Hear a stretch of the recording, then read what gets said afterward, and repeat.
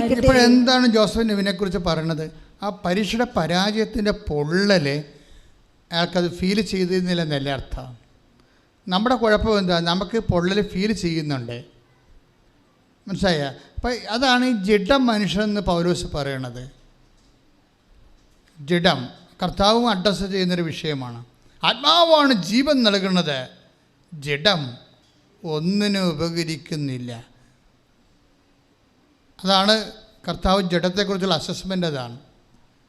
അപ്പം ജഡത്തോട് ബന്ധപ്പെട്ട എന്തെങ്കിലും പരാജയങ്ങൾ സംഭവിച്ചാൽ അത് പരാജയമായിട്ട് കരുതരുത്. പ്രാർത്ഥിക്കുക, കർത്താവായ ദൈവമേ, കർത്താവായ ദൈവമേ, എൻ്റെ ശരീരവുമായി അടിസ്ഥാനപ്പെടുത്തി എന്തെങ്കിലും ന്യൂനതകൾ സംഭവിച്ചാൽ, ഒരു പരാജയം സംഭവിച്ചാൽ, പരാജയമായി തോന്നാത്ത വിധത്തിലെ കർത്താവിന്റെ അഭിഷേകം നൽകണമേ.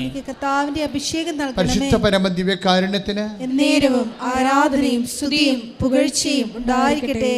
അപ്പോഴേ എന്താ പ്രശ്നം വെച്ചാൽ, ഇതിൻ്റെ ആവിയും പൊള്ളലും നെഗറ്റീവ്സിനെ കുറിച്ച് ഞാനിപ്പോൾ സംസാരിക്കുന്നത്. കല്യാണം നഷ്ടപ്പെട്ടു പോവുക, അല്ലെങ്കിൽ ഒരു വസ്തു എടുക്കാമെന്ന് പറഞ്ഞു, അവർ നമുക്ക് അഡ്വാൻസ് തന്നതാണ്, പക്ഷെ സമയമായപ്പോൾ ഇപ്പോൾ ഡേറ്റ് മാറ്റി അവർക്ക് വേണ്ട, നിങ്ങൾ അത് മറിച്ച് കൊടുത്തോ, ഞങ്ങൾ തന്ന കാശ് വല്ലപ്പോഴും തന്നുവെച്ചാൽ മതി എന്ന് പറഞ്ഞ് അവർ സ്കൂട്ടായി പോവുകയാണ്. അവർ കാശില്ലാത്തത് കൊണ്ടാണ്. അപ്പോൾ നമ്മളെന്താ നമുക്ക് പറ്റിയിരിക്കണത് ഈ 50 ലക്ഷം കിട്ടിയിട്ട് നമ്മൾ 50 പേരോട് പറഞ്ഞിട്ടുണ്ട്, അഡ്വാൻസ് തന്നിട്ടുണ്ട്, ഇത്താം തീയതി പ്രമാണമാണ്, കാശ് കിട്ടിയ ഉടനെ തരാമെന്ന്. ഇപ്പോൾ അവന്മാരെല്ലാം ഇങ്ങനെ പാമ്പ് കൊത്താമണ്ണ പോലെ നമ്മൾ കൊത്താൻ വരും. This is our situation. അതാണ് സിറ്റുവേഷൻ. ഈ സിറ്റുവേഷൻ എല്ലാം കവർ ചെയ്തുകൊണ്ടാണ് ബൈബിൾ ഡിസൈൻ ചെയ്തിരിക്കുന്നത്. ഈ പരാജയങ്ങളോ ആകസ്മികമായി ഉണ്ടാകുന്ന തകർച്ചകളോ എല്ലാം അഡ്രസ്സ് ചെയ്തുകൊണ്ടാണ് ബൈബിൾ മുന്നോട്ട് പോകുന്നത്. അതാണ് നീ അഗ്നിയിലൂടെ നടക്കത്തില്ലെന്ന് പറഞ്ഞോ ഇല്ലല്ലോ. ഐസയ 43:2 വായിച്ച് ശ്രുതികട ഹല്ലേലൂയ.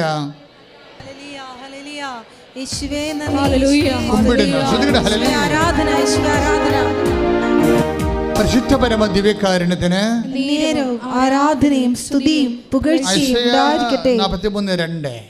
സമുദ്രത്തിലൂടെ കടന്നു പോകുമ്പോൾ,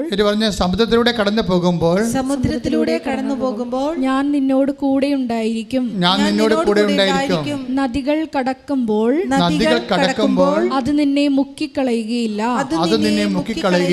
അഗ്നിയിലൂടെ നടന്നാലും നിനക്ക് പൊള്ളലേൽക്കുകയില്ല. ജ്വാല നിന്നെ ദഹിപ്പിക്കുകയുമില്ല. സമുദ്രത്തിലൂടെ കടന്നു പോകുമ്പോൾ ഞാൻ നിന്നോട് കൂടെ ഉണ്ടായിരിക്കും. എന്താ സമുദ്രം എന്ന് പറഞ്ഞ? കണ്ണീര് സമുദ്രമാക്കി പോകണേ. കരച്ചിന്റെ കാലമാണ് ഈ പറയണത്. അല്ല നമ്മളാരും ഇങ്ങനെ സമുദ്രത്തിലൂടെ വണ്ടിയും വള്ളവും പിടിച്ചു പോണ കേസല്ല. കണ്ണീരിന്റെ കാലമാണ് ഈ പറയണത്. മനസ്സിലായില്ലേ? കണ്ണീരിന്റെ കാലത്തിലൂടെ നീ കടന്നു പോയാലും കണ്ണീരിന്റെ കാലത്തിലൂടെ നീ കടന്നു പോയാലും വായിച്ചോളൂ. ഞാൻ നിന്നോട് കൂടെ ഉണ്ടായിരിക്കും. നദികൾ കടക്കുമ്പോൾ അത് നിന്നെ മുക്കിക്കളയുകയുമില്ല. അഗ്നിയിലൂടെ നടക്കുമ്പോൾ നിനക്ക് പൊള്ളലേൽക്കുകയില്ല. എന്തുകൊണ്ടാണ് നദിയിലൂടെ നടക്കുമ്പോൾ മുക്കിക്കളയാത്തത്? അതെന്താ പ്രശ്നം വെച്ച് കഴിഞ്ഞാൽ മുക്കിക്കളയത്തില്ല. അപ്പം നിങ്ങളവർക്ക് നമ്മൾ പെരിയാറിലൂടെ പമ്പാ നദിയിലൂടെ പോണ കേസല്ല, കടമാണ് ഈ വിഷയം. മനസ്സിലായില്ലേ? 44 കഴിഞ്ഞ ദിവസത്തെ ഒരു സാക്ഷ്യം എന്ന് വെച്ച് കഴിഞ്ഞാൽ 44 കോടി രൂപ കടമാണ്. അപ്പം 4 കോടിക്കും 44 കോടിക്കും ഓരോരുത്തർക്ക് താങ്ങാൻ പറ്റാത്തൊരവസ്ഥയ്ക്ക് മുമ്പിൽ വരികയുമ്പോഴാണല്ലോ ഇത് നദിയായിട്ട് മാറണത്. അപ്പം 44 കോടി രൂപ കടവാണ്. ആ സാക്ഷ്യം യൂട്യൂബിലുണ്ട്. എന്താ സംബന്ധിച്ച കൊറോണ വന്നപ്പോൾ അവിടെ കമ്പനിയുടെ അടച്ചുപൂട്ടില്ലേ അല്ലേ? അടച്ചുപൂട്ടിയോടുകൂടി പിന്നെ ലോണൊക്കെ എടുത്തപ്പോൾ കൂടിപ്പോയില്ലേ, പലിശ കൂടിയില്ലേ? ബാങ്കുകാരൻ ഇപ്പോഴും നമുക്ക് ഒന്നും വകവെച്ച് തരണില്ലല്ലോ. സർക്കാർ തരാമെന്ന് പറഞ്ഞാൽ സർക്കാർ ബാങ്കിൽ ചെല്ലുമ്പോൾ ബാങ്കുകാർ പറയും സർക്കാർ ഇപ്പോൾ തരാമെന്ന് പറഞ്ഞ കേസ് പൈസ തന്നിട്ടില്ലെന്ന് പറയും. അതുപോലെ നിങ്ങൾക്ക് ലോൺ തരാൻ പറ്റത്തില്ലെന്ന് പറയും. എല്ലായിടത്തും ഇല്ല എന്നല്ല പറയണത്, എല്ലാം ചെയ്യുന്നത്. ഇപ്പം നിങ്ങൾ സർക്കാർ തരാമെന്ന് പറഞ്ഞ കൊറോണ വിഹിതമായിട്ട് തരാമെന്ന് പറഞ്ഞ പൈസ അടച്ചിട്ടില്ല. അവിടെ എന്താണ് ഇല്ല എന്നല്ലേ പറയണത്? ഇല്ല അല്ലേ? അതുകൊണ്ട് നിങ്ങൾക്ക് പൈസ തരാൻ, ലോൺ തരാൻ പറ്റത്തില്ല. ഈ ഇല്ല അഡ്രസ്സ് ചെയ്തുകൊണ്ടാണ് പുതിയ നിയമം തുടങ്ങണത്. അവർക്ക് വീഞ്ഞില്ല എന്ന് പറഞ്ഞാൽ ഇല്ലയാണേ. ആ പുരാതനമായ ഇല്ലായില്ലേ, ഇന്ന് ആധുനികമായ ഇല്ലായിലേക്ക് പ്രവേശിക്കുന്നത് എല്ലാം ഇല്ല തന്നെ വിഷയം. ഒരു ഇല്ല എന്ന് പറഞ്ഞു കഴിഞ്ഞാൽ പിന്നെ അതിൻ്റെ അർത്ഥം ദൈവത്തെ അവിടെ ഇടപെടുത്തണമെന്ന് മാത്രമേ ഉള്ളൂ. ദൈവത്തെ ഇടപെടുത്താൻ പറ്റിയ കറക്റ്റ് ഫോർമുലയാണ് അമ്മ പറയണത്. എന്താണ്? ദൈവത്തെ ഇങ്ങനെ വിളിച്ചപേക്ഷിച്ച് ഇടപെടാൻ പറ്റുന്ന കേസല്ല. പിന്നെന്താണ്? അവൻ പറയണ പോലെ ചെയ്യണം. അതാണ് ഉടമ്പടി. കൈയടിച്ച് കർത്താൻ ഹല്ലേലൂയ. ഹല്ലേലൂയ, ഹല്ലേലൂയ, ഹല്ലേലൂയ. ഈശോയെ, ഞങ്ങളുടെ ജീവിതത്തിൽ പ്രതിസന്ധികൾ വരുമ്പോൾ അവൻ പറയുന്നത് പോലെ ചെയ്തുകൊണ്ട് ഞങ്ങളെ സാക്ഷികളായി ഉയർത്തണമേ എന്ന് പ്രാർത്ഥിക്കുന്നു. ഹല്ലേലൂയ. നമ്മൾ ശ്രദ്ധിക്കേണ്ട കാര്യം, ഈ ഇല്ല എന്ന് പറയുന്ന സ്ഥലങ്ങളിലൂടെയും അതുപോലെ തന്നെ നീ ശബ്ദത്തിലൂടെ കടന്നു പോകും, നദിയിലൂടെ കടന്നു പോകും. അപ്പോഴെന്താ പറയണത്? ഞാൻ നിന്നോട് കൂടെ ഉണ്ടായിരിക്കും. That's A point. അവിടെയാണ് അണ്ടർലൈൻ. അവിടെയാണ് എന്താണ്? നീ ശബ്ദത്തിലൂടെ കടന്നു പോകും. പറഞ്ഞേ, ഈ സമുദ്രത്തിലൂടെ കടന്നു പോകും. കണ്ണീരിൻ്റെ കാലത്തിലൂടെ കടന്നു പോകുന്നതായി പറയണത്. പിന്നെന്ത് ചെയ്യും? ഞാൻ നിന്നോട് കൂടെ ഉണ്ടായിരിക്കും. അപ്പം കണ്ണീരിൻ്റെ കാലം, നാളെ ചിരിയുടെ കാലം വരും. ചിലപ്പോൾ കർത്താവ് കൂടെ ഉണ്ടാകണം നിർബന്ധമില്ല. നിങ്ങളൊന്ന് ചിന്തിക്കണേ, നാളെ ചിരിയുടെ കാലം വരും. ചിരി മാത്രം ഉണ്ടാകും, കർത്താവ് ഉണ്ടാകത്തില്ല. പക്ഷെ കണ്ണീരിൻ്റെ കാലത്ത് നിന്നെ ചേർത്ത് നിർത്തുന്ന ദൈവമാണ് നിന്റെ ദൈവം. കൈയിട്ടിച്ച് കർത്താവ് പരിശുദ്ധ പരമദിവ്യകാരുണ്യത്തിന് നേരവും ആരാധനയും സ്തുതിയും പുകഴ്ചയും ഉണ്ടായിരിക്കട്ടെ. അപ്പം കണ്ണീരിൻ്റെ കാലത്ത് നമുക്കിപ്പോൾ ആ ചേട്ടൻ പറഞ്ഞില്ലേ, നെവിൻ ജോസഫ് എന്താ പറയണത്? എൻ്റെ കണ്ണീരിൻ്റെ കാലമാണ്, ഞാൻ പരീക്ഷയ്ക്ക് തോറ്റു, എനിക്ക് പൊള്ളൽ അനുഭവിച്ചു, പക്ഷേ എനിക്കത് ഫീൽ ചെയ്യുന്നില്ല. ദാറ്റ് മീൻസ് എന്താ കാരണം? നീയിലൂടെ നടക്കും, അല്ലെ ശബ്ദത്തിലൂടെ നടക്കും. കാര്യം എന്താണ്? ശബ്ദം നിന്നെ മുക്കിക്കളയത്തില്ല. കാര്യം എന്താണ്? ഞാൻ നിന്നോട് കൂടെ ഉണ്ടായിരിക്കും. That's a presence of God. മനസ്സിലായില്ലേ? ഉടമ്പടി നിങ്ങൾക്ക് നൽകുന്നത് പരീക്ഷയ്ക്ക് നിങ്ങൾ തോറ്റാലും നിങ്ങൾ വിചാരിച്ച കാര്യം നടക്കാൻ ഇനി സമയമുണ്ടെങ്കിലും നിന്റെ ദൈവം നിന്നെ വിട്ടുപോകാൻ നിൽക്കാൻ കൈയിടിച്ച് കർത്താവ് ആരാധന. ഉടമ്പടിയിലൂടെ ഞങ്ങളുടെ കൂടെ സഞ്ചരിക്കുന്ന അവിടുത്തെ സാന്നിധ്യത്തിന് നന്ദി പറയുന്നു. ഞങ്ങളോടൊത്ത് സഞ്ചരിക്കുന്ന അവിടുത്തെ സ്നേഹത്തിന് ഞങ്ങൾ നന്ദി പറയുന്നു. Hallelujah, hallelujah. അപ്പോൾ മറ്റ് പ്രാർത്ഥനാ രൂപങ്ങളിൽ നിന്ന് വ്യത്യസ്തമായ ഉടമ്പടിയിലുള്ള പ്രത്യേക അപ്ഡേഷൻസ് എന്ന് പറയുന്നത് പ്രസൻസ് ഓഫ് ഗോഡ് കിട്ടാനുള്ള സാധ്യത കൂടുതലാണ്. മനസ്സിലായില്ലേ? പ്രസൻസ് ഓഫ് ഗോഡ് എന്നുവെച്ചാൽ ദൈവത്തിൻ്റെ സാന്നിധ്യം. അത് നിൻ്റെ ഈ കണ്ണുനീര് വറ്റണ വരെ, തുടച്ചു നീക്കണ കാലം വരെ ദൈവം നിന്നെ മുറുകെ പിടിച്ചുകൊണ്ട് നടക്കും. അതിന് ഏറ്റവും ടോപ്പ് സ്പിരിച്വാലിറ്റി ഫോളോ ചെയ്യണത് അമ്മയാണ്. അമ്മ ഇങ്ങനെയുള്ള കണ്ണീരിൻ്റെ കാലത്ത് ഒരിക്കലും നെഗറ്റീവ് സംസാരിക്കത്തില്ല. നിങ്ങളെപ്പോഴും ചെയ്യണം. നിങ്ങളെപ്പോഴും അമ്മ മാക്സിമം ചെയ്ത ഹൃദയത്തെ സംഗ്രഹിക്കാത്തതേ ഉള്ളൂ. 2:19, 2:52 അതാണ്. 2:19, 2:52 എന്ന് വെച്ച് കഴിഞ്ഞാൽ അമ്മയ്ക്ക് കണ്ണീരിൻ്റെ നനവ് തോന്നിയ നിമിഷങ്ങളിലെല്ലാം അമ്മ ചുണ്ടുകൂട്ടിക്കളയും, ഹൃദയത്തിൽ സംഗ്രഹിക്കും. എന്താ കാര്യം? ഹൃദയത്തിലാണ് ദൈവത്തിൻ്റെ സാന്നിധ്യം. തൻ്റെ സാന്നിധ്യത്തെക്കുറിച്ച് അമ്മയ്ക്ക് പെട്ടെന്ന് കണക്ഷൻ കിട്ടും. ഇങ്ങനെ കണക്ഷൻ കിട്ടണം. എന്തെങ്കിലും തകർച്ചയൊക്കെ വന്നുമ്പോഴേ പെട്ടെന്ന് കണക്ഷൻ കിട്ടണം. ദൈവം നമ്മുടെ ഹൃദയത്തിൽ ഇല്ലാഞ്ഞിട്ടല്ല പ്രശ്നം, കണക്ഷൻ കിട്ടാത്തത് കൊണ്ടാണ് പ്രശ്നം. ദൈവം നമ്മുടെ ഹൃദയത്തിൽ ഇല്ലാഞ്ഞിട്ടല്ല. നീ വെട്ടിപ്പം മെനവായിട്ട് ജീവിച്ചാൽ ദൈവം നിൻ്റെ ഹൃദയത്തിൽ ഉണ്ട്, പക്ഷെ നിന്നെ കണക്ട് ചെയ്യാൻ പറ്റുന്നില്ല.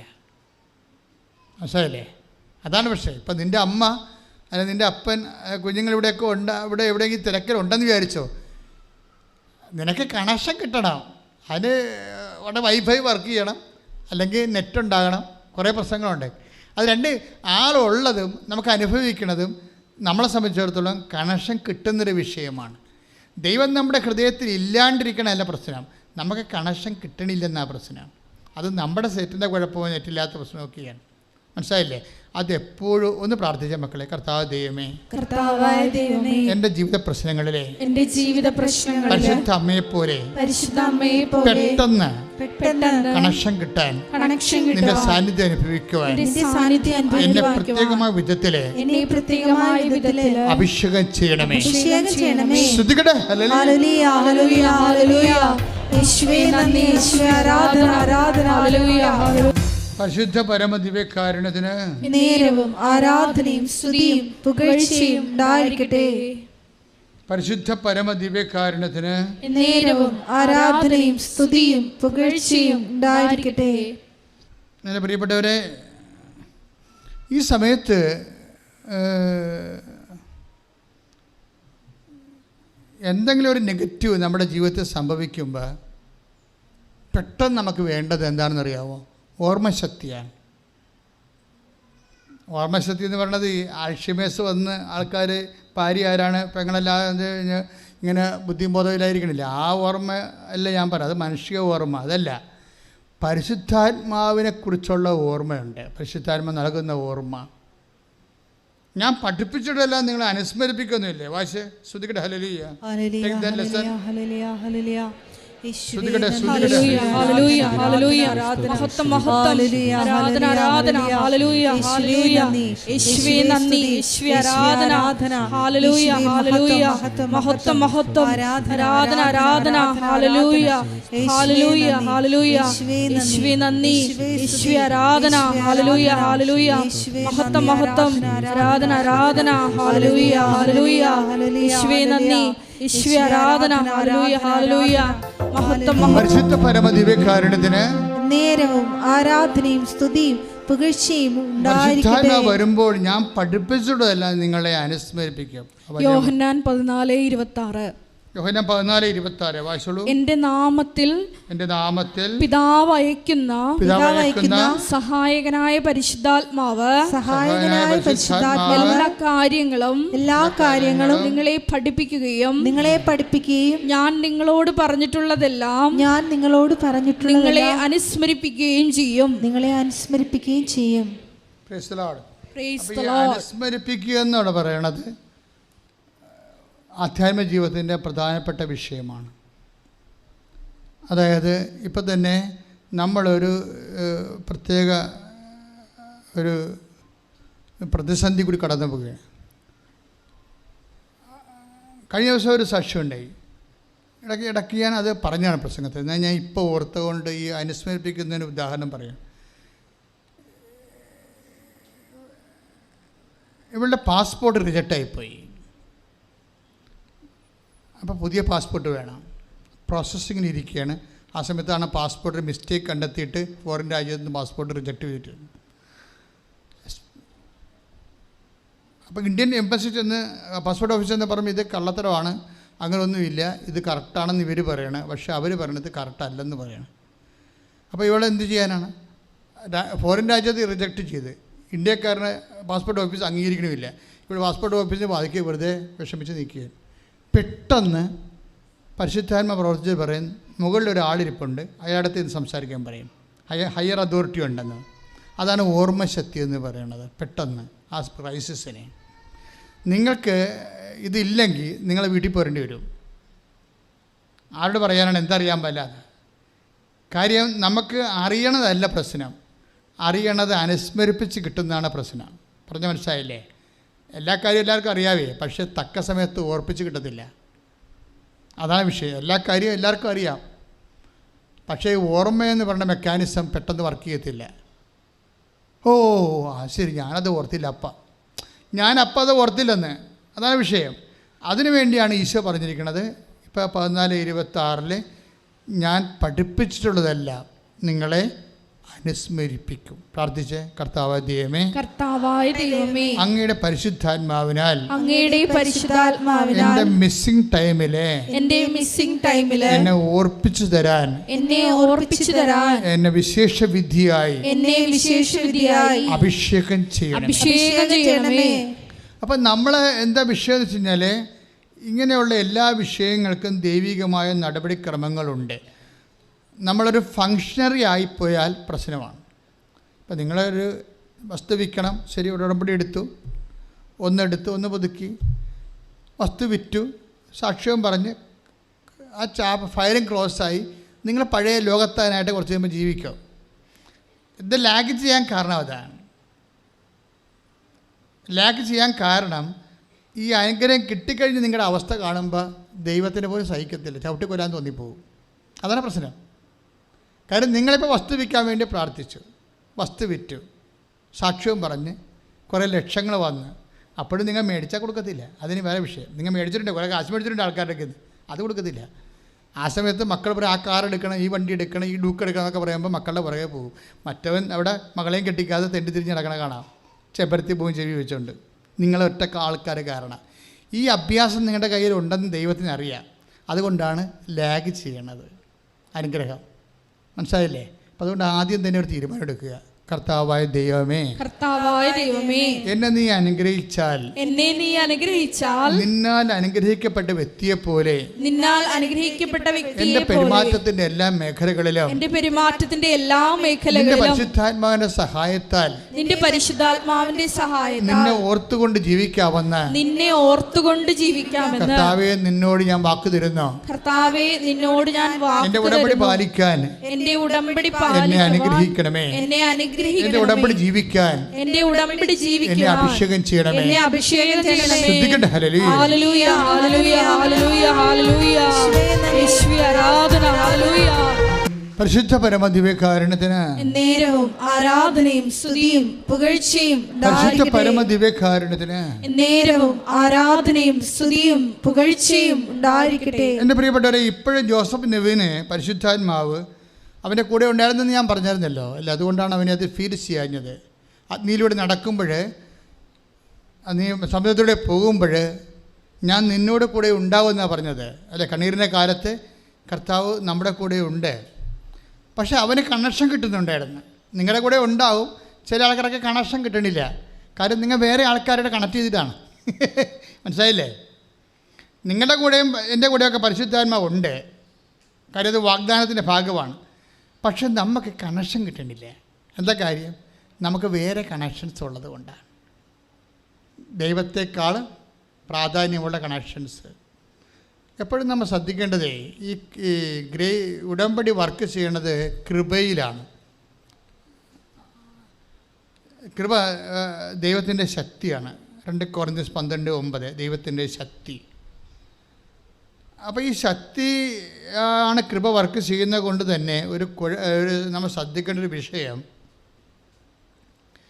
ദൈവത്തിൻ്റെ സാന്നിധ്യം നമുക്ക് അനുഭവിക്കുന്നതും അതുപോലെ തന്നെ കൃപ ആർജിക്കുന്നതും, കൃപയിൽ നിലനിൽക്കുന്നതും ആർജിക്കുന്നതും ഉടമ്പടിയുടെ പ്രഖ്യാപിതം പ്രീറെക്വിസിറ്റാണ്, മുന്നാവശ്യം. മനസ്സിലായില്ലേ?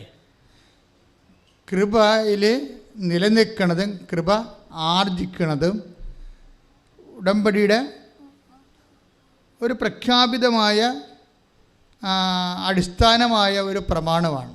എങ്ങനെ നമ്മൾ ഉടമ്പടിയിൽ നിലനിൽക്കണത്, ഉടമ്പടിയിൽ കൃപയിൽ എങ്ങനെ വർദ്ധിക്കണത്. ഇപ്പോൾ അയാൾക്ക് കൃപയുണ്ടായത് കൊണ്ടാണല്ല. അയാൾ എന്താ ചെയ്തതെന്നറിയാവോ?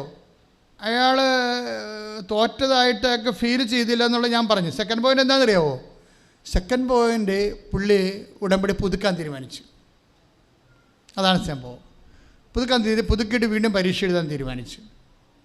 അങ്ങനെ പുതുക്കിയിട്ട് എന്താ ചെയ്യുന്നത് വെച്ച് കഴിഞ്ഞാൽ, അദ്ദേഹം ചെയ്തിരിക്കുന്നത് ഉടമ്പടി അദ്ദേഹം ചെയ്തുകൊണ്ടിരുന്നത് ഈ പ്രത്യക്ഷീകരണ പ്രാർത്ഥന, ഉടമ്പടി പ്രാർത്ഥനയൊക്കെയാണ് ചെയ്തുകൊണ്ടിരുന്നത്. രോഗികളൊന്നും പോയി കണ്ടിട്ടില്ലായിരുന്നു. അപ്പോൾ വൈഫിനോട് പറഞ്ഞു, നമുക്ക് കുറച്ച് രോഗികളെ പോയി കാണാം, ഉടമ്പടിയിലുള്ളതല്ലേ, രോഗികളെ പോയി കാണാം. അപ്പോൾ തമിഴ്നാട്ടിലാണ് പരീക്ഷ. അപ്പോൾ തമിഴ് രോഗികളെ പോയി കാണാൻ വേണ്ടി ഇവിടുന്ന് തമിഴ് പത്രം മേടിച്ചുകൊണ്ട് പോയി.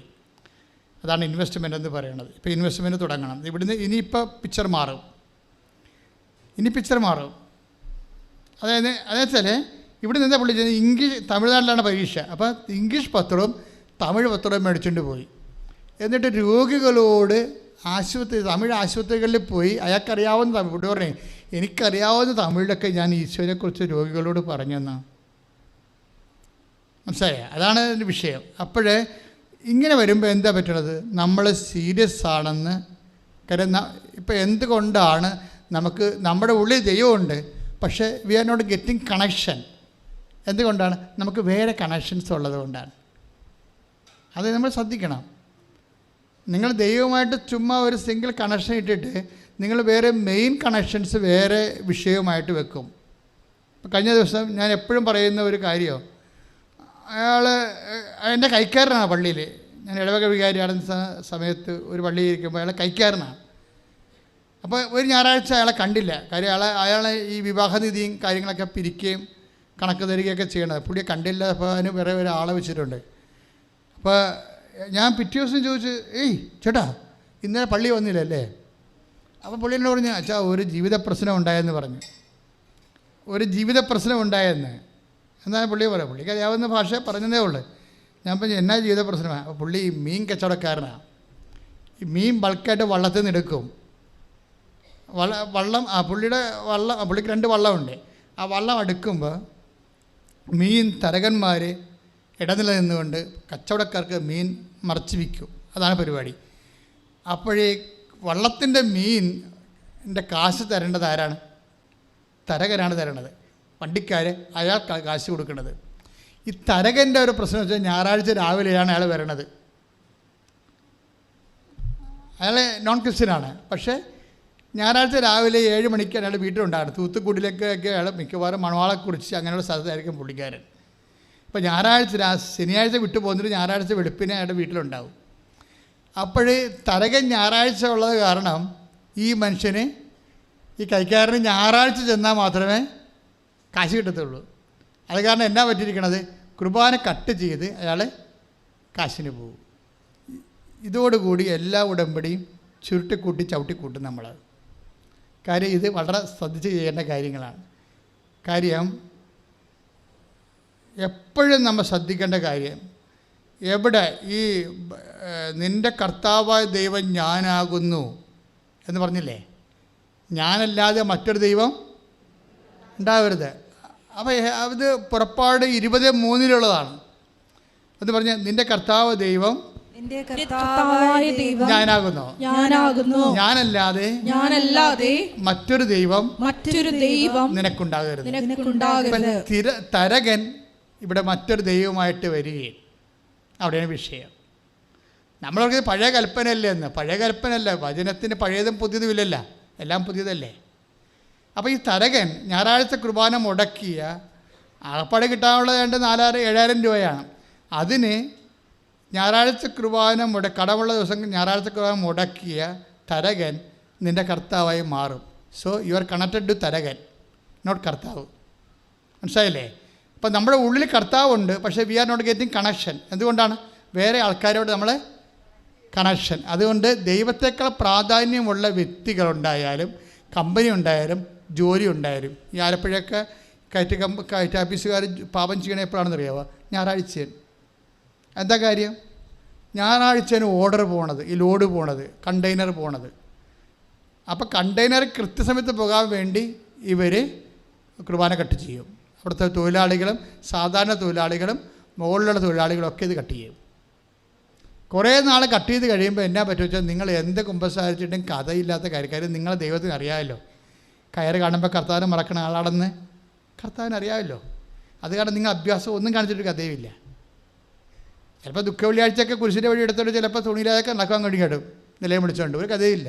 ദൈവത്തിന് അറിയാം നിങ്ങൾ ആരാണെന്ന്. കാര്യം ഇന്നത്തെ പ്രശ്നം, ബൈബിൾ തുടങ്ങുമ്പോൾ തന്നെ ബൈബിൾ പറയുന്ന സംഭവമുണ്ട്, നിങ്ങൾ ആരാണെന്ന് ഞാൻ എപ്പോഴും ശ്രദ്ധിക്കുമെന്ന്.